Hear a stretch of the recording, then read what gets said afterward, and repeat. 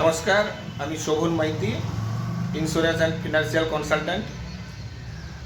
আমি আজকে আপনাদের সঙ্গে রাসবিহারী বাবুর পরিচয় করাবো, যিনি বেলদা দাস মেডিকেলের মালিক।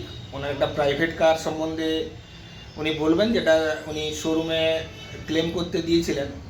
তো ক্লেমে উনি 2-2.5 মাস ধরে ক্লেম পাচ্ছিলেন না। আমার সঙ্গে হঠাৎ পরিচয় হয়, ওনার মুখেই শুনুন। অনেকেরই ধারণা থাকে যে শোরুম না হলে, ইন্স্যুরেন্স করলে বা শোরুমে গাড়ির কাজ না করালে ইন্স্যুরেন্স ক্লেম আটকে যেতে পারে বা গাড়ির কাজ ভালো হয় না। এই ধারণাগুলো যাদের আছে, এই ভুল ধারণাগুলোর থেকে আপনারা বেরিয়ে আসুন এবং ওনার মুখেই শুনুন পুরো ঘটনাটা।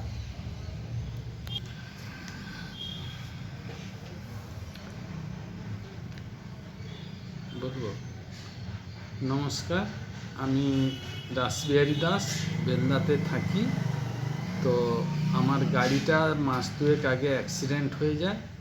অ্যাক্সিডেন্ট হওয়ার পরে আমি ওটাকে শোরুমে কাজ করানোর জন্য দেই, এবং শোরুম যখন রিসিভ করলো তখন কিন্তু বললো যে আপনার কোনো চিন্তা নেই দাদা, গাড়ি রেখে দিয়ে যান, আমরা ওই 1 মাসের মধ্যে কাজ করে দিয়ে দেবো। তো আমি খুব খুশি হয়ে ঘর চলে এলাম।